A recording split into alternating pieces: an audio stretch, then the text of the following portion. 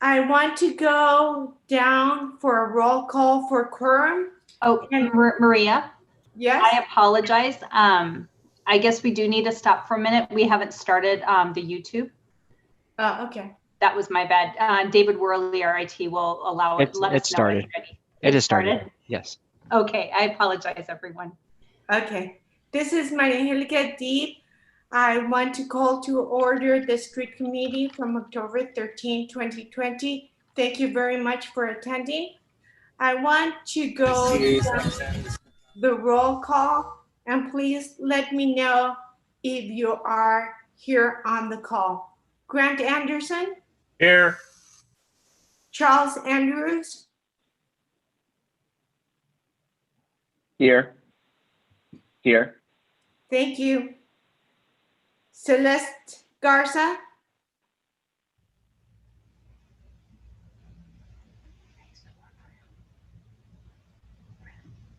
No? Okay. I'll come back to that. Hugh. Do I have Hugh on the line? Okay. David Fabiano. I'm here. Thank you. Angela Horn. I'm here. Jennifer Jack. Here. Thank you. David Hanover. Here. Thank you. Kevin Lair. Here. Thank you. Ariane Larange. Arian isn't here, but this is Valija Southern. I'm sitting in on behalf of Federal Highway. Thank you. Paul Lopez. Here. Thank you. Jamie McCracken.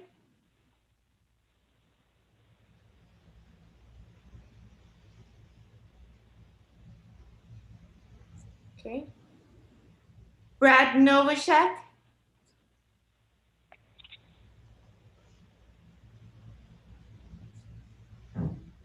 Timothy Oliver. Gregory McDowell here as a proxy for Tim Oliver. Thank you. Thank you. Dana Alciani. Hi, I'm here. Thanks. Thank you. Germán Pediaita. Here. Thank you. Patrick Sage. Here. Christopher Salas. Here. Emil Schmidt. Here. Brent Skoglund.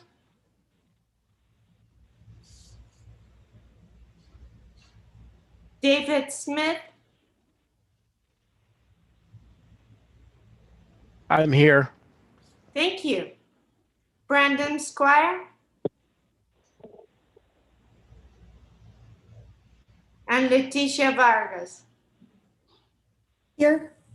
Thank you. Did I miss anybody? Yes. Bryce Christo with El Mirage is here. Joey Zaponte, City of Scottsdale is here. Lori Moreno, City of Glendale, and Amy Moreno, City of Glendale. Thank you very much. Celeste Garza with Pinal County. Hi, Celeste. Thank you for attending. Anthony Zubia along with Leticia Vargas, City of Phoenix. Thank you very much. You're welcome. Corey Hellman, City of Chandler.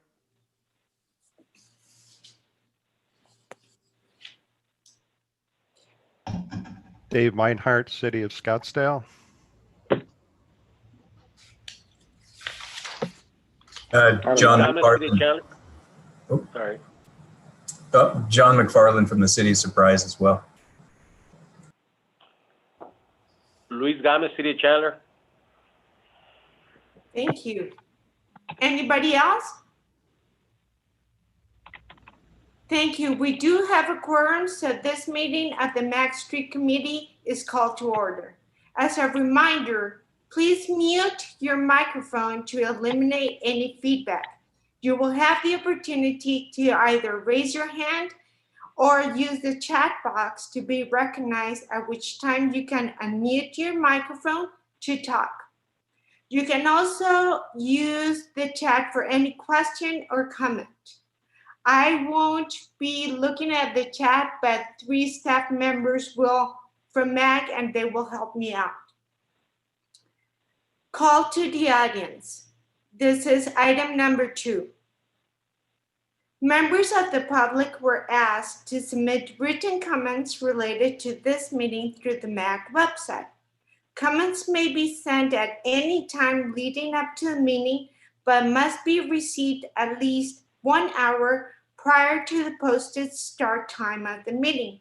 This is an opportunity for the public to comment on items that fall under MAG's jurisdiction that are not on the agenda or that are part of the agenda for discussion but not for action. MAG staff have received any public comments? Did we receive any? No, we have not received any comments. Thank you very much, Steve. As we have not, let's proceed with item 3. Item 3 is for an opportunity for new members to introduce themselves. Steve, do we have any new member to recognize? Yes, we have one new member, Brad Novosek from Queen Creek. I know, actually, he wasn't on the call. He didn't log in, so I guess he's not here. But we do have a new member from Queen Creek. Okay, thank you, Steve. Item number 4. This is the approval of the July 14, 2020 meeting minutes. This is a requested action to review and approve the minutes of July 14, 2020. Please take a few moments to review the minutes, and if you have not already. Does any committee member have any revisions to be made? Please remember to use the chat window or raise your hand. Madam Chair, David Fabiano, Town of Gilbert. Item number 14 is actually $450 million instead of $250 million.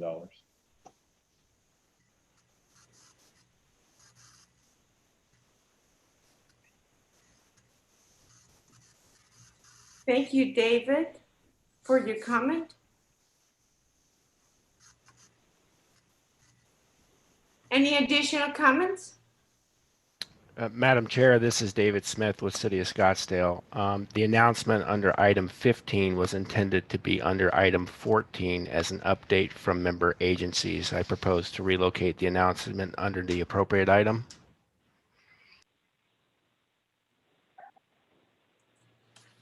Thank you, so noted.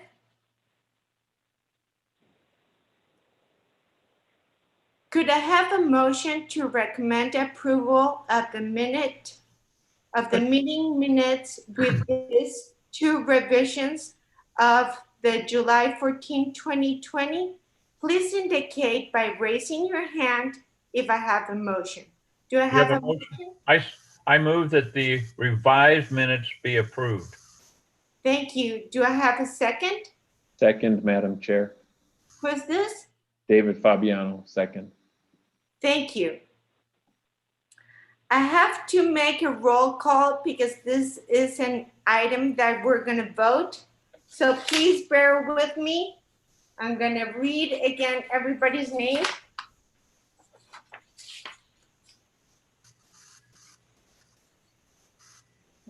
Grant Anderson. Aye. Charles Andrew. Aye. Celeste Garza. Aye. Hugh Biak. Kubiak. Sorry.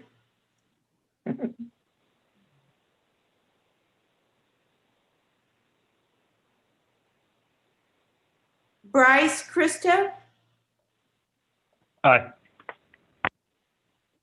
David Fabiano, Aye. Angela Horn, Aye. Jennifer Jack, Aye. David Habnover, Aye. Kevin Lair, Aye. Ariane Durand. Can I vote on his behalf? I'm not sure how this works.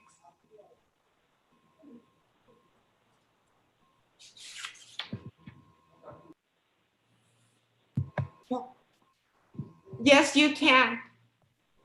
Okay, well, aye. Thank you. Paul Lopez, Aye. Jamie McCracken,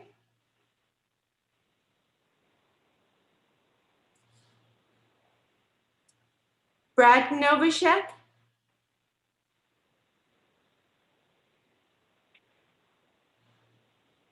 Steve O'Brien, Timothy Oliver, This is Greg McDowell for Timothy Oliver. Aye. thank you. Dana Oceani, Aye. Germán Pedrahita, Aye. Patrick Sage, Aye. Christopher Salas, Aye. Emil Schmidt, Aye. Brent Skoglund, David Smith, Aye.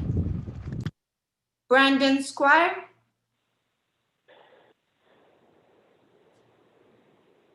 and Leticia Vargas.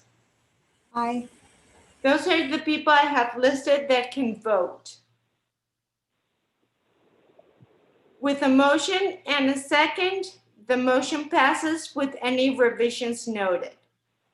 Item number 5, this is the Transportation Staff Report.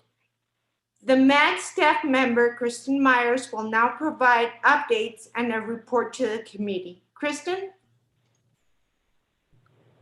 Thank you, Madam Chair, members of the committee. I have a few updates, but I'm going to keep this brief since we have a robust agenda today. ADOT has released the updated HERF projections. The projecting collections for FY 2021 are 6.8% lower than what we had forecasted in the fall of 2019. The total forecasted amounts over a 10-year period, and that's through 2030, are 4.3% lower than what had been forecasted in the fall of 2019. If you wanted to find out more detail on the HERF projections, they are available on the ADOT website. It's under the Financial Management System section, and then it would be under the HERF tab. If anyone wants more detail on that website link, please just let me know in the chat. I'll also provide that later on. MAG plans to release a notification for the fiscal year 2021 closeout request sometime over the next week. We are expecting the closeout total between 20 to 25 million. If you have any questions, please contact Patrick Stone here at MAG. Working with the ITS committee, our TISMO group is looking to send out an SM&O call for projects sometime this upcoming spring. If you do have any questions, please contact Jeff Jang in our TISMO group. Also, we are starting the June 2021 conformity cycle. So we're requesting that agencies that have conformity contingent projects, even those funded locally or through private developers, need to send those in to Steve Tate by the end of December. In addition, the ALCP working group met in September to review the inflation section of the ALCP policies and procedures.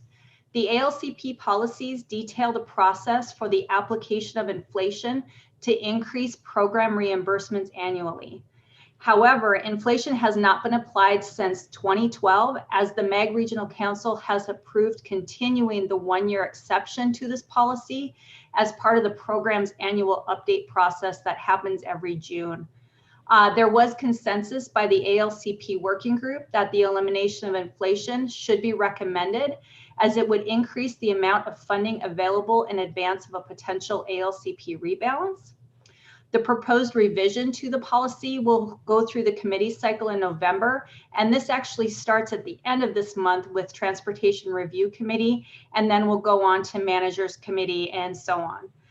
In addition, an ALCP rebalance will occur this fall and into the early part of 2021 due to a surplus in the ALCP program, which per policy allows for adding in unfunded reimbursements on currently programmed projects. Lastly, MAG is conducting a regional bus rapid transit, or also known as BRT, feasibility study to explore the feasibility of implementing BRT in the MAG region. MAG is hosting a virtual open house that is available online between October 5th and October 30th. The open house will summarize the most important features and benefits of BRT, present the corridors that are being considered, and provide an opportunity for individuals to share their thoughts on bringing BRT into the MAG region in the future. What I wanted to highlight on this is this open house can be found virtually at our website at www.azmag.gov/BRT. We'd like you to please spread the word throughout your agency. And if anyone has questions, they can contact Jennifer Valentine here at MAG. Thank you, Madam Chair. That concludes my staff report. I would be happy to answer any questions. Thank you very much. Do we have any questions from the committee? Yes, this is Grant from Youngtown.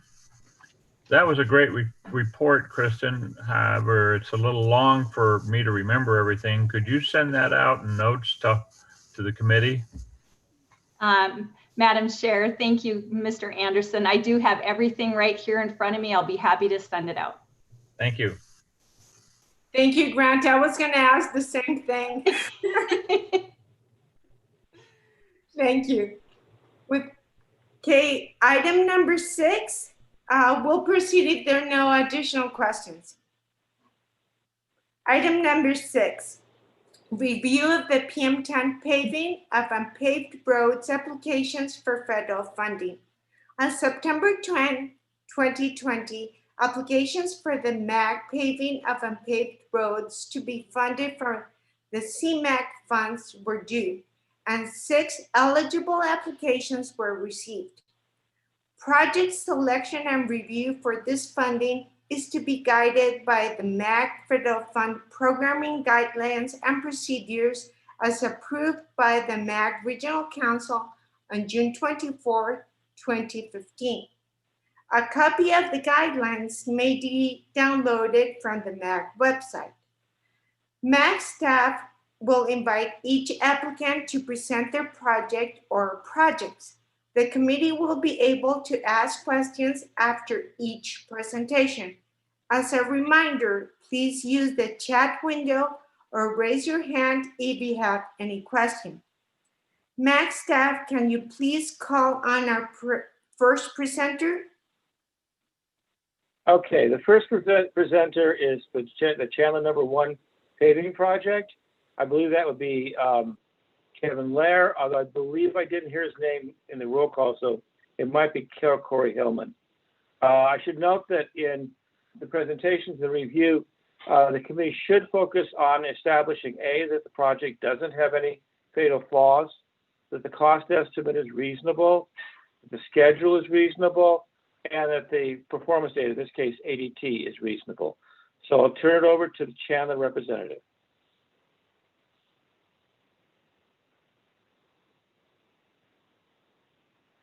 Kevin or Corey? Good afternoon, Madam Chair and committee members. This is Kevin Lair with the City of Chandler.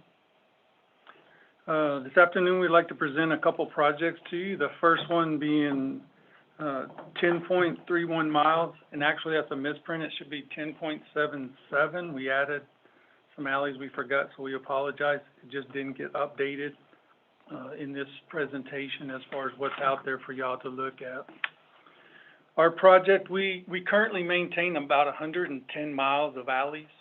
We rehabbed 63 miles, and we still lack 47 miles. So we're trying to get some type of paving in there to mitigate the dust.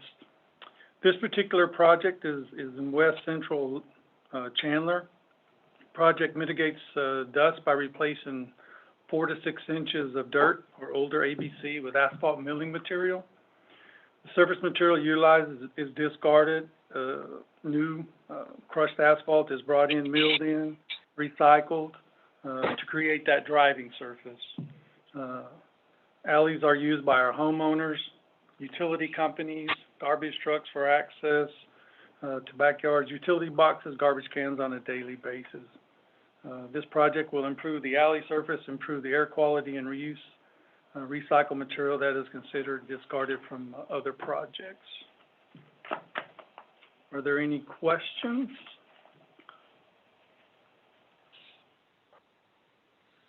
Okay. We did not receive any questions for this project by email. Okay.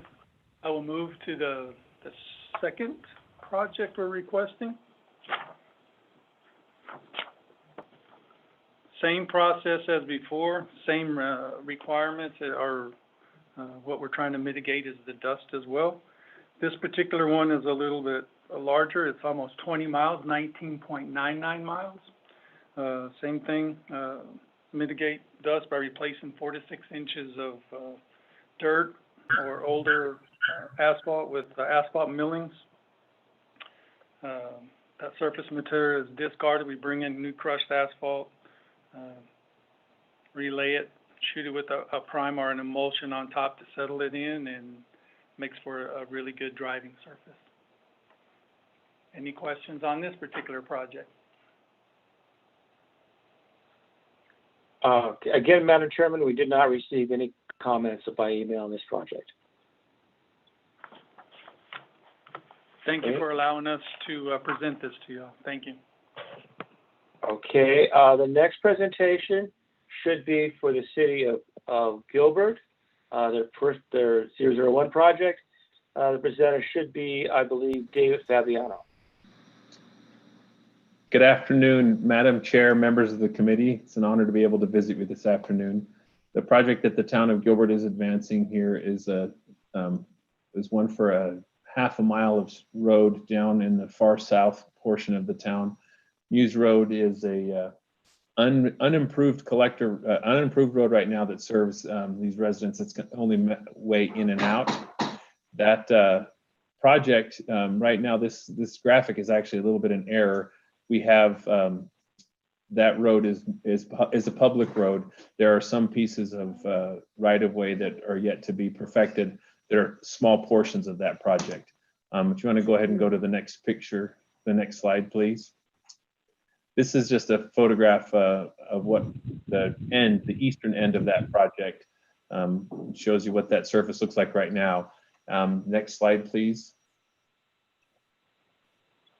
This is looking from the west towards the east on the project. As you can see, it's just an unimproved surface. There's a small development project that is coming in here in the next year or so that was going to be improving just a very short portion of this road, but it was still going to continue to be accessed across a dirt portion, and the town is looking to make improvements here. The town does, if you want to go ahead and go to the next slide, please. The town has done some engineering on this project already. And in doing the engineering, we found that the project was more significant than we had anticipated. There's drainage that comes onto this project and impacts this project pretty significantly. That's coming more regional in nature. Because of that, the price of the project grew dramatically from what we had thought it was going to be. We thought it was just going to be a surface. Turns out we have to keep that water from destroying the roadway. So this is what the concept is right now, and the town is looking to be able to utilize some additional funding to help deal with the additional scope that we discovered as we got into this project.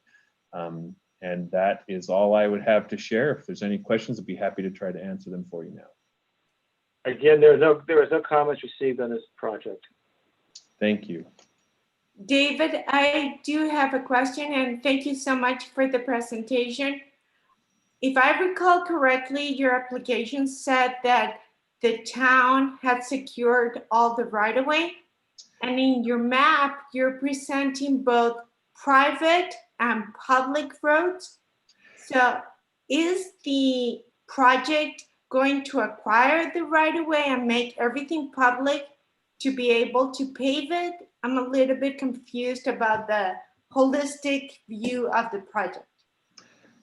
Thank you for the question, Madam Chair. Actually, that graphic was an older one that came from the MAG site. That roadway is indeed a public road now. There is a portion of that right-of-way that is going to be dedicated by that. There's a small, again, one small subdivision coming in.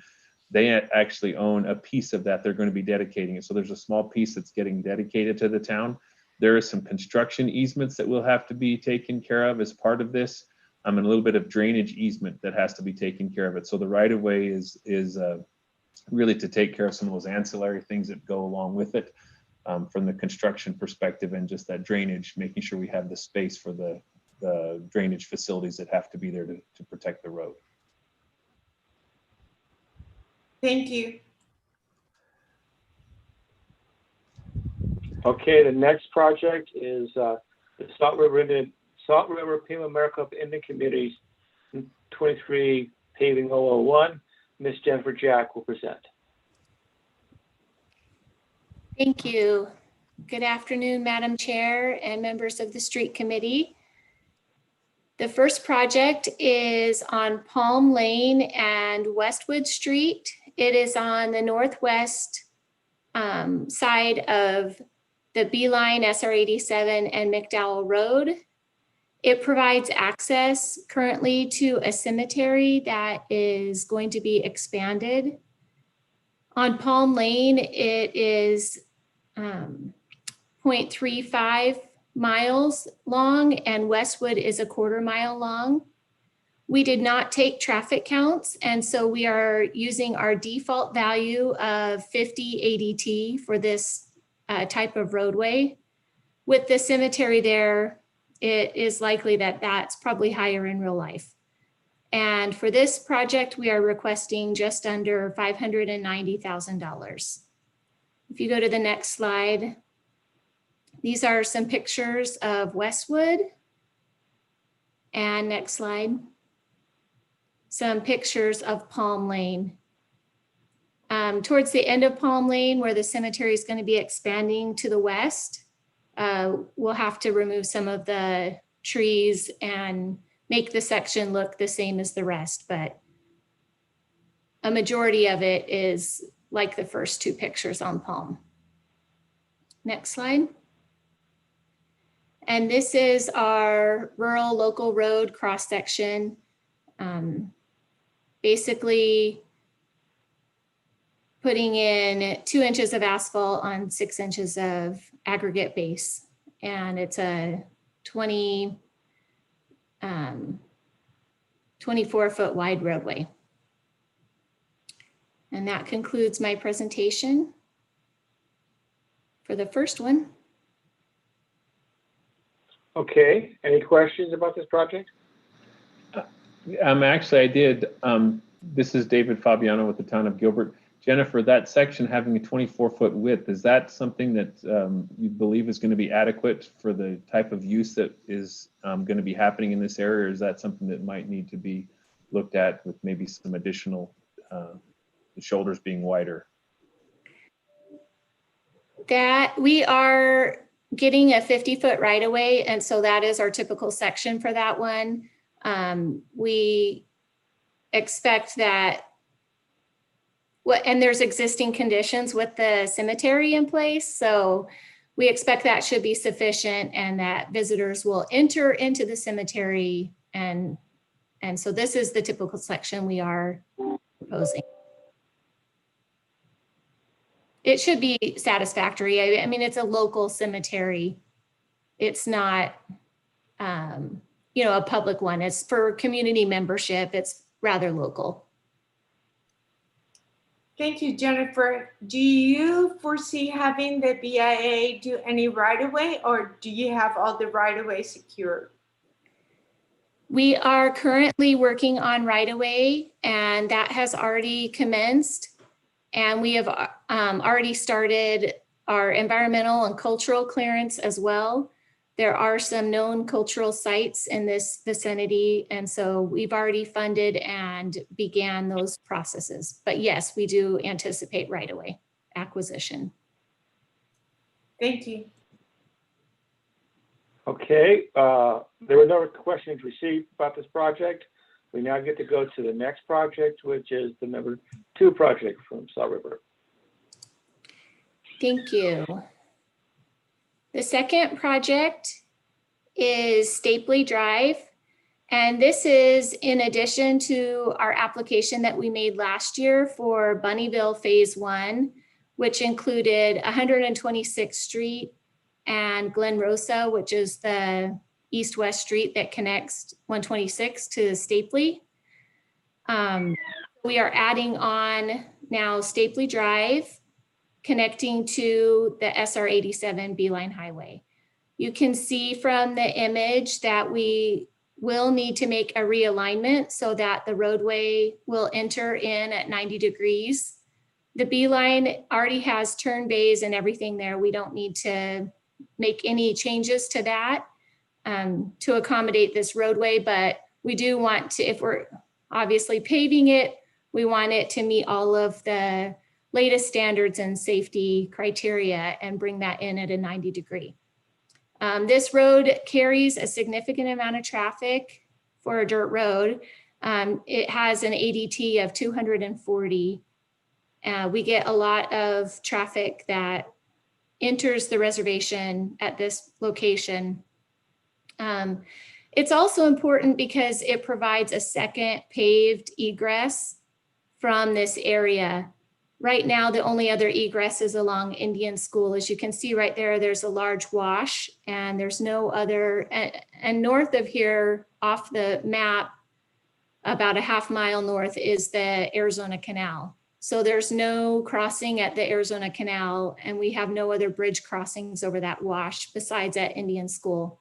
So if this area ever had an emergency, they'd all be funneling out on Indian School or the dirt road Stapley, which if it's an emergency that requires an all-weather type access, then that we don't have that currently. So that will be important as part of this project, and we are requesting just under $325,000. Okay. And you can go to the next slide. These are some pictures. The first one is looking towards the Beeline Highway at that odd angle that it now enters. And the second one is turned around looking north up the road. And then the third one, the one on the bottom, is showing the end of the project in the existing road looking back to the south. And then finally, the last picture is showing the new alignment along the power line. So essentially, we're showing that there's no washes or any other things that would make this alignment be expensive or not able to do. So it's fairly flat desert land. You can go to the next slide. This road, oh, here's just another view of the alignment. Next slide. And this is our rural minor collector that Stapley is planned for, and it is a 28-foot wide roadway. And that concludes my presentation for this project. Jennifer, Are there any questions? Jennifer, this is Maria. I do have a question. The diagram you have right now shows a sidewalk and lights. Is that going to be included with this project, or is that a future phase? That would be a future phase. We do have the space available on our typical section, but we only install it if it is on our trail system. And this route is not identified as a location for a sidewalk or trail on our trail system in our long-range plan. So we will not be including that at this stage or part of this project. It will just be the paving dirt road.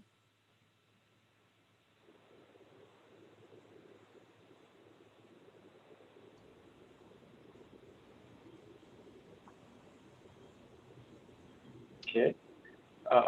Any other questions? Chris Salas with the town of Florence. Jennifer, I read through all of the documents earlier today and noticed the same thing as in your presentation, that 3 on 8 with 27% heavy truck traffic. I guess my question would be, have you guys already performed a geotechnical investigation for the roadway? We have not. We are in the planning stages. We're doing a DCR right now, so we have not done a geotech report yet. We can make those modifications if we need to. I understood.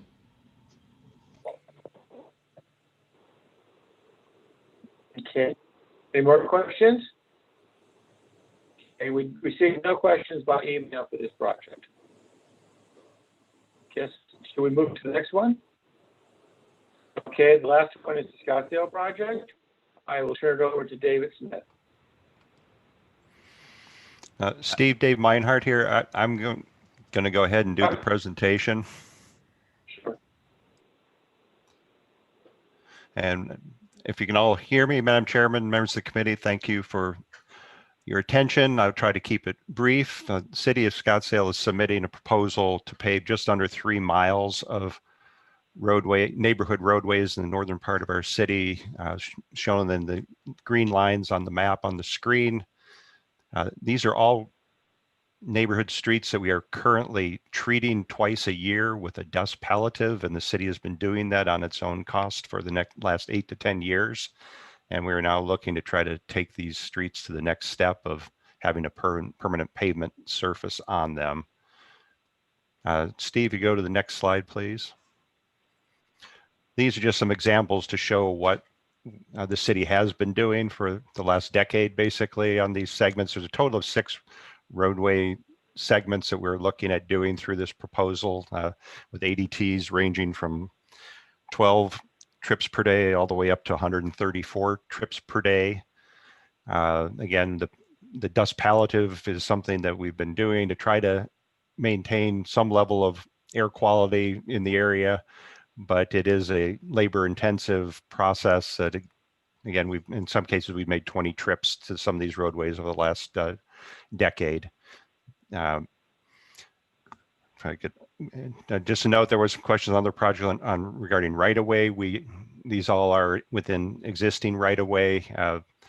The roadways are planned to be built with basically a 6-foot base or 6 foot, sorry, that'll be very expensive, 6-inch base with 3 inches of asphalt following existing grade and existing alignments. Next slide, please. And this is just kind of the typical cross sections that we are looking at. In the higher traffic areas, we'd be looking at the top cross section for 2-way traffic. A couple of the segments that are in our application are kind of the end of the line for a neighborhood, so the width is not quite as extensive as is on our busier corridors in this particular area. And that concludes what I wanted to provide you as a supplement to what was in the packet. I'd be happy to answer any questions. Also, Joey Saponti from our paving and drainage management area in the city is available if you have any detailed questions. Okay, we didn't receive any questions by email for this project. Does any member have questions? Okay, I actually have one question. Are you saying that you're going to go to, I'm sorry, I'm misreading it. It's 2 lanes. There's 2 lanes in each direction. It's 1 lane in each direction in all cases. Okay, I believe that concludes. I had a question, Madam Chair.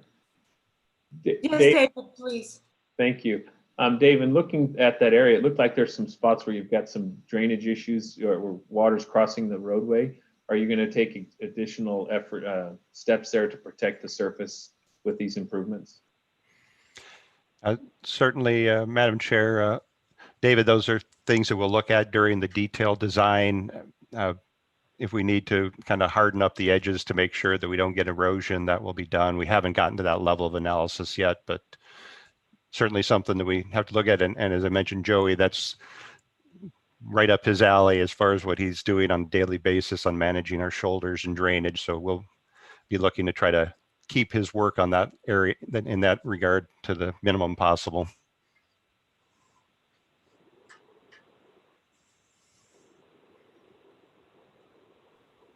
Okay, are there any other questions? All right, that concludes our presentations. Thank you very much. I want to remind all of you that the motion is to vote to refer the PM10 paving of a paved road project for air quality conformity scoring.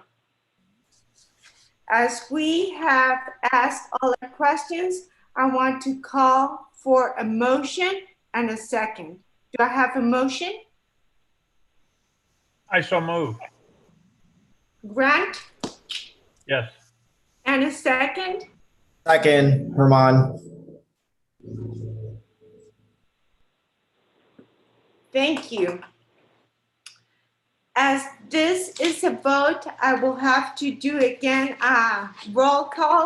And I do want to excuse myself if I butchered your last name. So maybe I'll just call and help me out if I mispronounce your last name.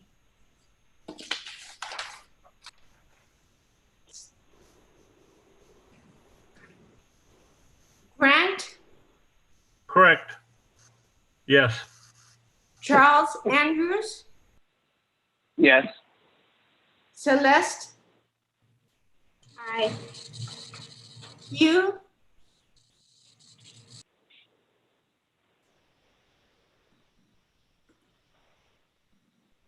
Bryce? Aye. David Fabiano? Aye. Angela? Aye. Jennifer?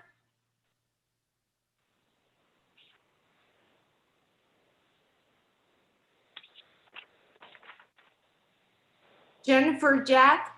Aye. Thank you. David Hanover? Aye. Kevin? Aye. Sorry, I forgot to write the proxy from Federal Highways. It's Velijah, Belyjha, Southern. And I. Thank you. Paul? Aye. Jamie? Brad? Brad Novacek, aye. Steve O'Brien? Aye. Greg McDowell? Aye. Dana? Aye. Herman? Aye. Patrick? Aye. Christopher? Aye. Emil? Aye. Brent?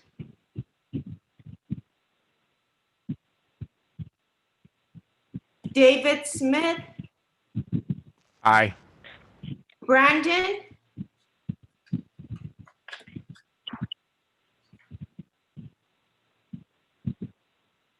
And Leticia? Aye. Thank you. With a motion and a second with the members polled, this motion passes. Thank you. Let's go to item 7. That is the review of MAG PM10 certified street sweeper applications for federal funding. On September 10th, applications for MAG PM10 certified street sweepers to be funded with CMAQ funds were due, and 11 eligible applications were received. Project selection and review is guided by the MAG federal funding programming guidelines and procedures as approved by the MAG Regional Council on July 24th, 2015.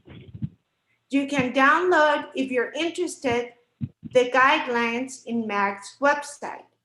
MAG staff will provide a background on each application. The committee will be asked if you have any questions. As a reminder, please use the chat window or raise your hand or just let me know. Steve, please introduce each application. Okay, all right. The process will be is that I will read down the list of street sweepers, pausing to allow people to ask questions or make comments. I should note that we received no comments on any of the sweepers.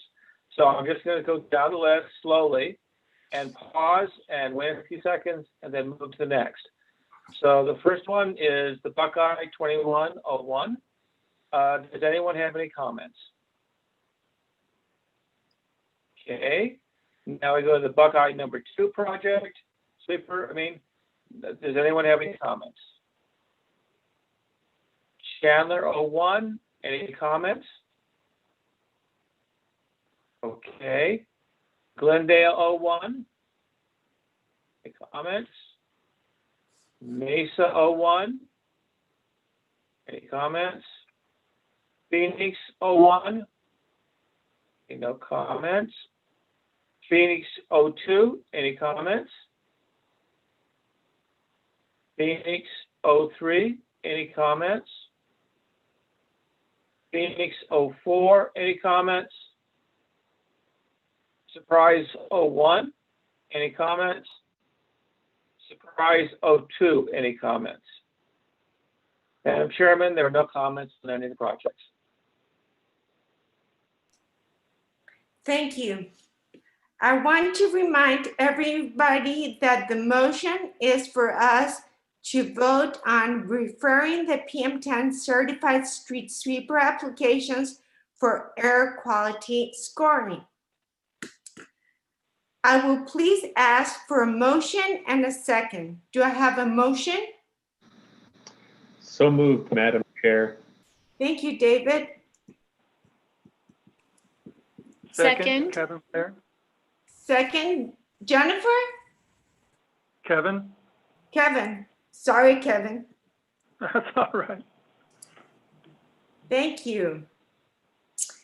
Again, I will have to do a roll call because this is a formal vote. So, Grant, please indicate yay or nay. Grant?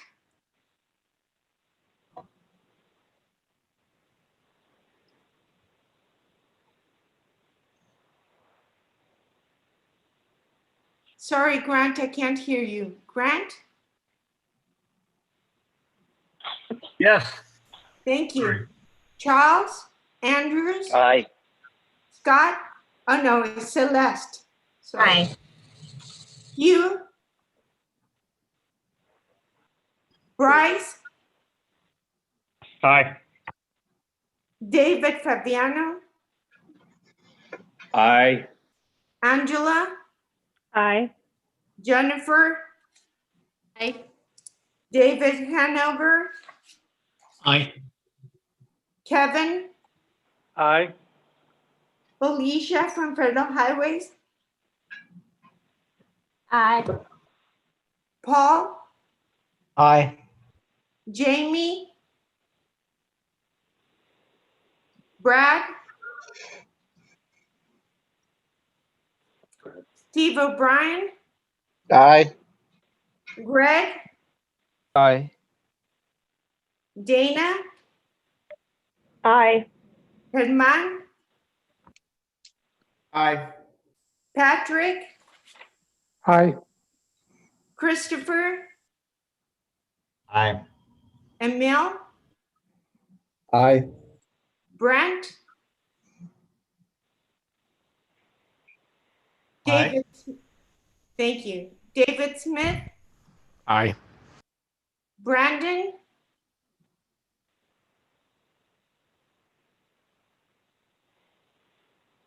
And Letitia? Aye. Thank you. With a motion and a second, and with all the members polled, this motion passes. Item number 8. This is the review of the Pinal County Arterial-Bridge program applications. On July 30th, MAC released applications for agencies to submit project requests to use Pinal County Surface Transportation Block Grant Program funding. Can I ask people to mute? We're hearing some background noise. Thank you. Project applications were due on September 10th, and 1 application was received. Project selection and review for this funding is guided by the Federal Funding Programming Guidelines as approved by Regional Council on June 24th, 2015, and the updated Pinal County Arterial-Bridge Program Guidelines that was approved by Regional Council on September 27, 2017. MAC staff will provide a background of the funding and the application.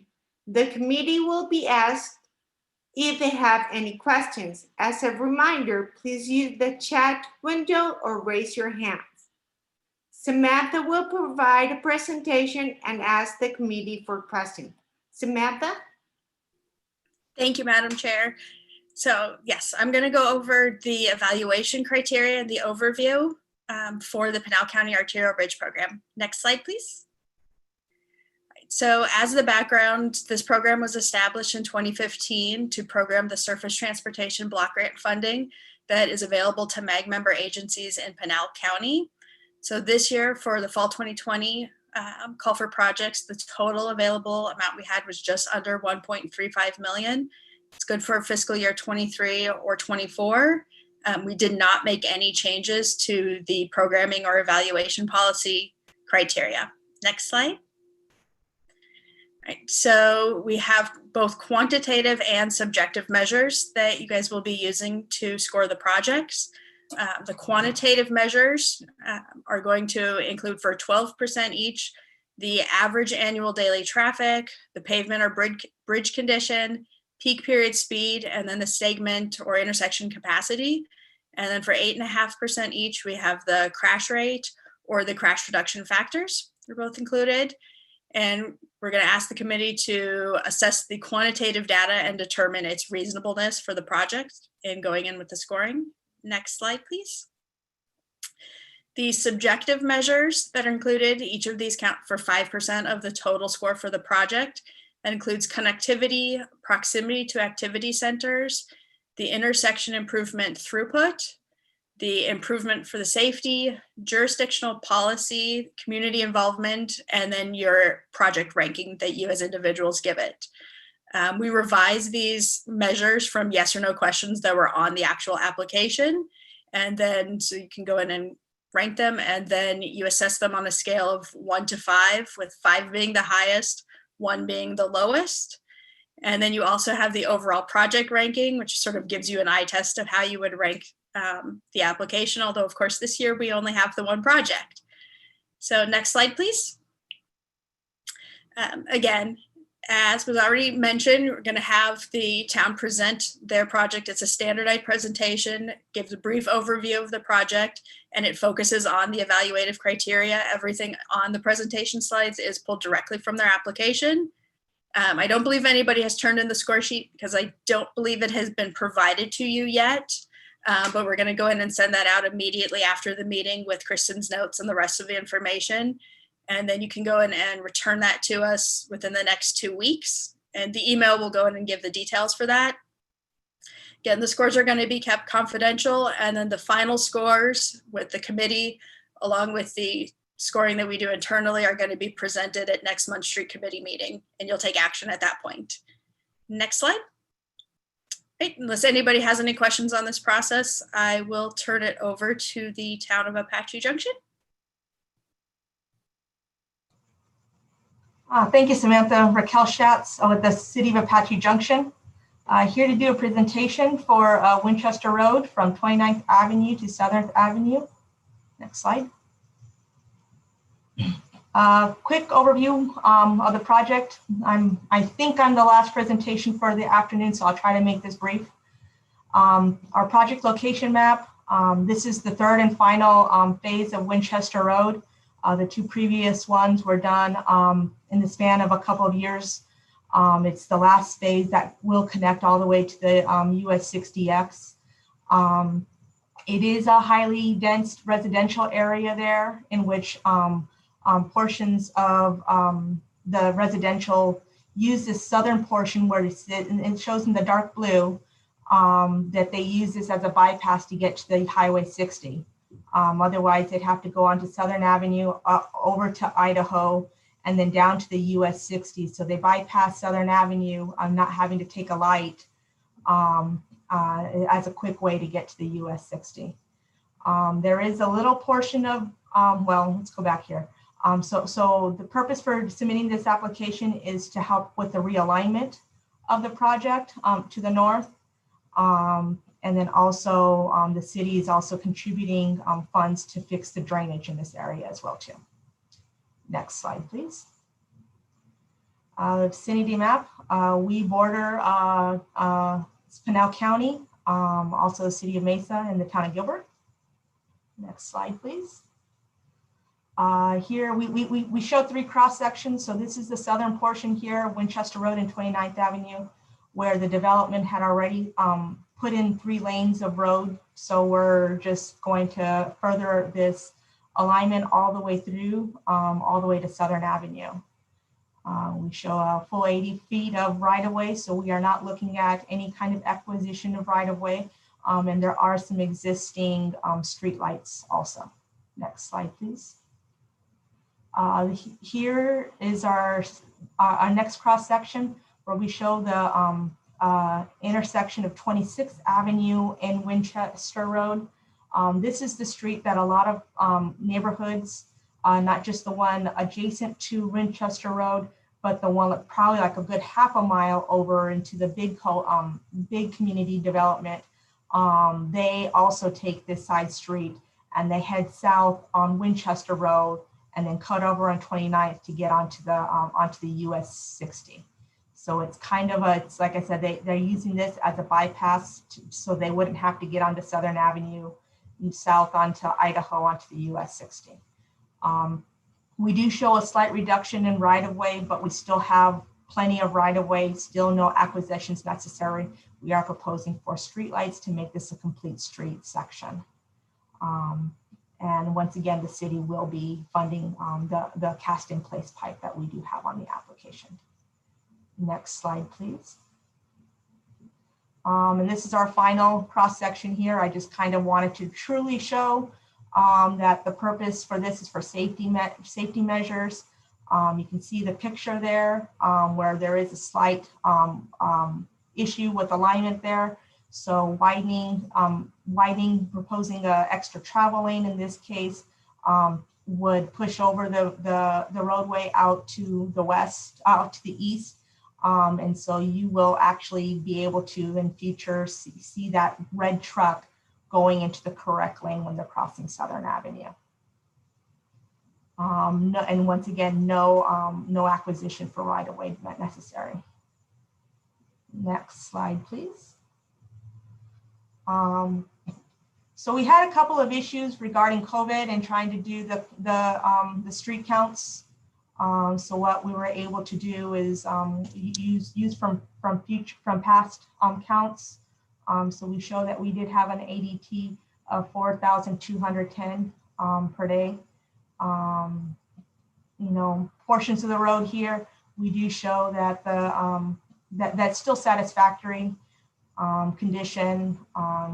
Our street manager has deemed that we still have a service life of 15 years, if that. And we aren't planning on changing the speed limit at all in this area. Next slide, please. So because of the whole COVID, I've actually personally went out there and I did my own count for the vehicle per lane per hour. I did a couple in the morning, a couple in the afternoon, and counted 44 vehicles out there. K factor and D factor are the same at 9%. We looked at the crash rates for 5 years, and we found a total of 7 incapacitating, 20 non-incapacitating, and 9 that were listed as a possible injury, and these were from police reports, which then made our crash reduction factor of a score of 10. Pictures here, you can see that we will be crossing driveways. This one's actually a better one, shows the road patches, which is why in some areas we do show that it's, the 15% and it's satisfactory, but in areas like this where we've just got all these Frankenstein road patches, and you can see where the cracking in the ceiling is really bad. Next slide, please. A couple of questions that were sent our way. How well does this project improve regional multi-jurisdictional connectivity? On a previous slide, we showed that this intersection right here at Southern and Winchester, that it's not aligned. So with an additional lane, we will provide connectivity and allow traffic to flow smoothly as traffic halts when vehicles need to. Therefore, making crossing an arterial road such as Southern Avenue a safer vehicular movement. Next slide, please. In regards to the distances to the commercial and employment center, south of the US 60, we do have an industrial area there where currently right now there's 600 employees. However, in the near future, there is some development that's going to be taking place in which more employees and more commercial and industrial businesses are starting to boom out here. So we can definitely see that 600 employees going up, maybe quite possibly half as much more. And then to the north, so if you take Winchester all the way up to the to Old West Highway, you will pass Community College, and then that takes us out there to Old West Marketplace, where there is a new Fry's marketplace, and then there's like multiple restaurants and a new bank and stuff like that, and just the Fry's alone is 140,000 square feet. Next slide, please. All right, so this project, see, how does the project improvements that address throughout on the existing intersection? Well, this section of Winchester Road, it's well-traveled, and it provides several neighborhoods and driveways. It's east to the US 60 from other residences that live within a half-mile east of Winchester Road. You can see that top picture there. You've got a truck coming one way, and there is a bicyclist riding on the sidewalk in the opposite direction. So the improvements here will help adding another lane, would help with safety. You won't have cars having to wait for other cars to make a left to get into their home or down the street to get to the other residences half-mile away. And additionally, so on the other side there, you can kind of see where there are some pipes and drainage and a channel on the east side of the street. The city will be funding the storm drain, and this will help. We're going to do underground. So then, of course, it's going to provide safety and the fact that there won't be a big ditch on the side of the road. Next slide, please. How well does this project involve improvements that address safety on an existing intersection? So presently, this two-lane road is misaligned with the areas both north and south of the proposed section. By adding a third lane, once again, we're going to realign the road, making it safer and clearer lane travel without the need of tapers and transitions. And then, like I said before, the bottom picture there, you can see how we have an existing open channel, that it's not separated by the northbound lane on the east side, but by putting underground pipe, we'll be covering the open channel and safety will be provided. You can kind of also see there in that bottom picture, there's not much protection from any cars actually driving into the channel. In some areas, we do have like over a foot. Some areas, it's getting pretty close there. So, you know, pushing it over is forcing the city also to cover it up more and putting underground pipe, which would be benefit for everybody. Next slide, please. To what extent is the project included in the jurisdictional and regional plan? Well, this is, we are taking into consideration the city's 2019 active transportation plan, and also the 2012 comprehensive transportation study, as well as the 2020 City of Apache Junction general plan. Next slide, please. All right, this project is city-led and will provide increased capacity, safety, and a cohesive realignment of the roadway. Next slide, please. Oh, this is a new slide for me. Yeah, Raquel, these were the two questions that were actually submitted about the project. And so I included them here. I can read through them and then you can answer them now if you want. The first question that we received, obviously it's up on the screen, is why some of these activities are not using federal funds if they're within the APE and needed due to the road work. And that portion of the budget was included. And then the second was just more of a comment saying that although it was properly calculated, the ADOT review fee cannot use federal aid. So I will let you respond to the first question.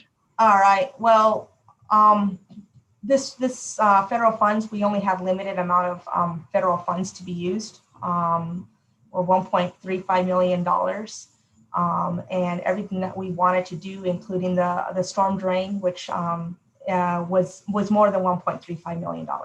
So we had to kind of play around with the numbers. We tried to eliminate all the storm drain, all the drainage, and made them as non-eligible so that we can kind of get those dollars matching and take advantage of the available amount of the $1.35 million. The city will be actually paying, will be using local funds in addition of about $1 million to do all the drainage. So that's why a lot of them you'll see as it not being federal eligible was because to make the spreadsheet work, we needed to show the drainage items as being non-eligible. Even though they're all eligible for other projects and previous projects that we've done before, this was just kind of making the spreadsheet work and showing that we are requesting only the amount available of funds available. All right, and then the next question here says, although properly calculated, the ADOT review fee cannot use federal aid. This is a different type of programming. The Pinal County STBGP is one of those funds that can actually apply, and we could actually use design. We can apply for design, and from what we understood, the city understood, is that we could also use ADOT review fees. None of the other active transportation, streets, PM10, ITS, safety committees can do that. However, this funding, where this is coming from, we've done so in the past, and we were corrected in being able to do so. So this is why we've applied, and we are using the federal fund as part of the ADOT review fee as part of the federal fund. Is that correct, Samantha? I believe so. I will defer to Patrick on that one in particular, but I believe it is included. Yeah, Madam Chair, Raquel, just to clarify, and I want to make sure people actually understand this because it is a key point. The ADOT review fee can always be federalized. There is no prohibition from FHWA to federalize the review fee. It often becomes a programming decision. But in this particular case, Raquel is correct. The review fee could actually be covered by federal funding if it was included in the application as such. Thank you, Patrick. Now, I do have a question both for Patrick and Raquel. Does the correct pronunciation of your name? Yes, ma'am. Okay, Raquel. I do have a question. Even though you are limited in funds, wouldn't it be best to show that as eligible, although right now you don't have the funding? I just don't want them not to, if there's money in the future for not considering it eligible at the application, they cannot move forward with maybe finding some additional funds in the future. We're looking at additional federal funds that we can use for this project. However, for the purposes of the application and to make it align up with only using what's available, I mean, that's kind of why we did the no and the yeses for the federal eligible. However, I think in the future, like if we do are able to maybe do advancement of the project, then we could possibly also use closeout funds in which these items could be deemed eligible. I think we're just kind of, I guess, limiting ourselves just because of how the application is set up. And once again, Madam Chair and members of the committee, I'll clarify a little bit. And unfortunately, for people who don't know, I used to work at ADOT and actually was the federal aid administrator. There's a nuance in federal funding, and unfortunately the application, and maybe there's an opportunity for us to improve it. There are eligible federal funds. There are what are called non-participating federal funds. And then there are truly ineligible items, which aren't actually eligible for federal funding. In the case of Apache Junction's project, there is really a nuance. They may be non-participating, but they're certainly not ineligible. And when that project got funded with FHWA, if and when it comes to that time, there would potentially be the opportunity to isolate those and federalize those of additional dollars. Truly ineligible items are the only thing where we can't come back and add those federal dollars. Madam Chair, a question about this, just to understand what the appropriate methodology would be here, because again, it seems to be a binary definition as is presented in the application. As Patrick described, it seems like there's really, it's not just a binary situation, maybe that they should be classified, make sure that we're classifying things appropriately and calling them out appropriately.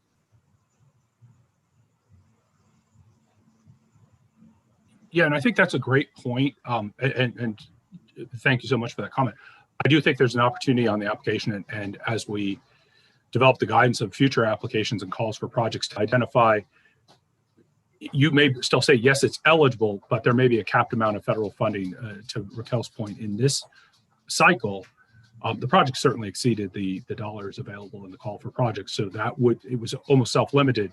We just need to do a better job of identifying how we say, oh, this would be eligible for closeout and other things that had been identified. But no, that's a great comment. Thank you.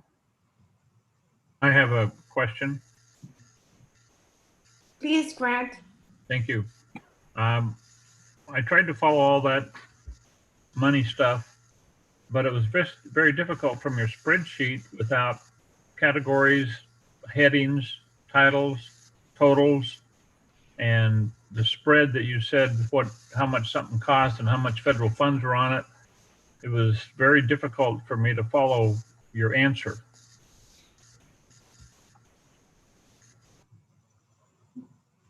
Is it because of the way that the slide is shown and with that it's not showing like the description, the unit, the quantity, the cost, and then in the white is a cell that we cannot change.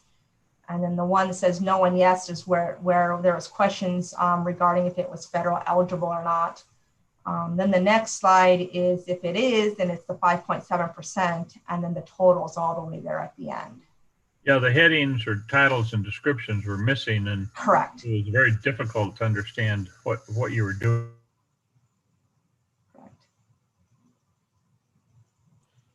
Thank you, Grant. And Raquel, I do have an additional question. In your presentation, you mentioned that there are bikers using that area. But Yes. I saw from your cross section that you're providing sidewalks, but not a bike lane. Is there a reason for that, or just now that you're in the planning, you might consider it in the future if there is enough for that? So that was an option that we had considered. However, with the Pinal County STBGP program, it doesn't fund bicycle lanes. This is only for a roadway expansion capacity project, which is why we're adding that third lane. So that's kind of one reason why we're not showing bicycle lanes.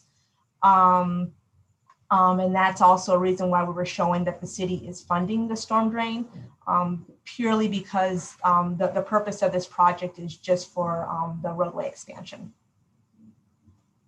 But bicycle lanes, I mean, that's something that we can consider during the design of the project. And something that the city, we will take under consideration to see what the cost of that is, if the city can fund that. Also based on the timing, if that's something that we can also find additional funds to pay for that as well.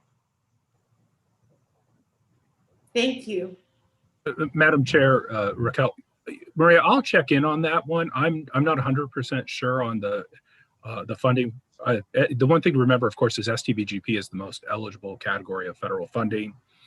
The usual theory has been if it's eligible in another category, it's obviously eligible within STBGP. So definitely let us research that, and I'll make sure to get that answer and work with Kristen to get that back out to the committee members. Thank you very much, Patrick. Raquel, thank you very much for your presentation and being open to answer all our questions. Not a problem. I want to remind everybody that this item is for information and discussion only, and Samantha will send us the scoring sheet, although there's only one project. We do require that all street committee members provide the response back to MAG.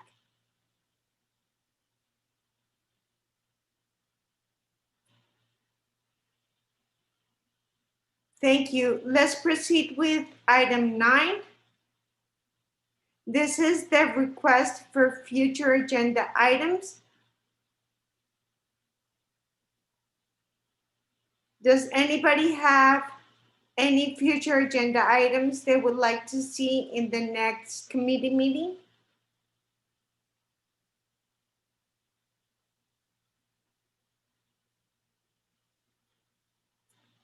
I would like to entertain one, and Patrick, I'm gonna place you on the spot. Would it be for you able to provide us maybe a synopsis with all the different funding? Because I see that there's a new type of funding that is called HIP, and my mind goes haywire. So maybe just an explanation of what is eligible under each category and what is the best procedure maybe when you have an application, either to match the funding, or how do we show that they're eligible, but due to funding constraints, we're not considering it at the time? No, Madam Chair, I would certainly be delighted to present that on a future agenda. I would caution, and we certainly have the conversation in the next meeting or two. For those that don't know, the FAST Act, which is the Federal Funding Transportation Bill, was extended for a year. So it has been extended to September 30th, 2021. That's where all the categories are funded, like STBGP, CMAQ, what we've talked about today.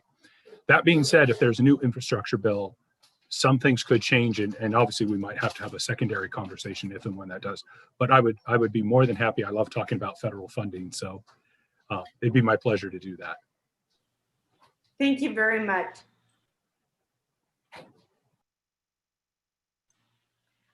I do want to invite others that if you think of future agenda items, please email Kristen and I, and we'll consider them for the next street committee. I want to go to item 10, and it's updates from member agencies.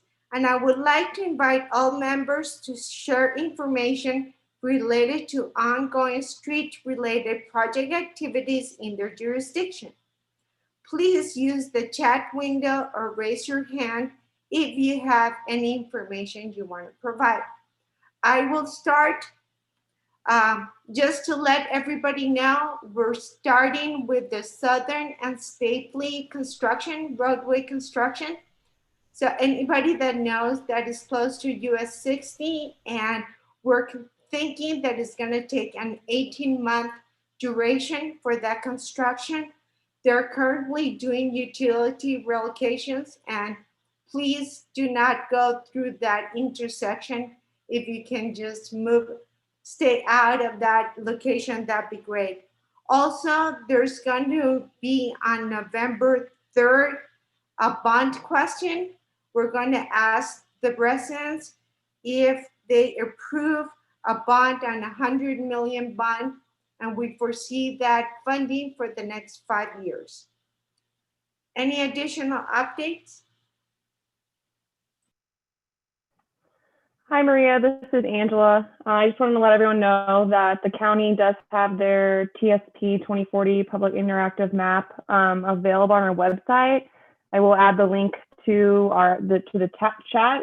It is maricopa.gov/TSP or TSP map, but it is available for the public. It has been, all the projects were released to all the jurisdictions prior to its public release. But if you wanted to go check it out, it is available.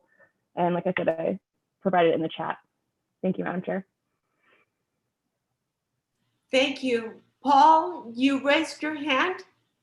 Yeah, Maria, this is Paul Lopez, Deputy City Engineer for City of Buckeye. I just wanted to give everybody an update. We're still busy as we ever have been. We're one of the fastest growing cities in the nation still. We did about 398 single family permits last month alone. We've got a lot of arterial work going on Miller Road as well as Apache Road. Not to mention a section of I-10 will be coming up in the first quarter of next calendar year, probably for construction. And that'll go from Verrado Way all the way out to SR 85, and will improve the interchanges at Miller Road and Watson Road into diverging diamond interchanges. So we're going to have a lot of work going on the way out to California. So if everybody's traveling next year, just plan for some delays, and ADOT's going to do their best, I'm sure. So thank you for the update, Paul. Mm-hmm. Any additional updates?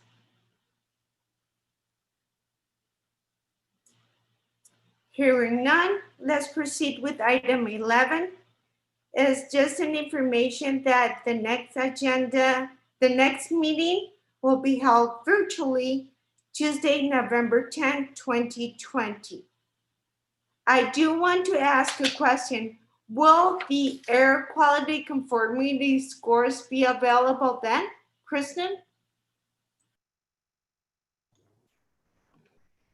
Thank you, Madam Chair. I appreciate the question. I'm going to actually let Steve Tate answer this one, as he is our guru on all things conformity for these applications. I believe that they should be available by November 10th. Can you hear me? Yes. Oh, good. It's hard for me to get any feedback on this about whether it's actually coming across the committee or not. Yes, it's my understanding that the Air Quality Committee will have taken action on the scores by that point in time. Thank you very much. We have concluded our street committee, and I would like to request a motion to adjourn and a second. No vote is required. Do I have a motion? So moved, Madam Chair. Thank you, David. And a second? Second. Thank you. See you next time. Okay.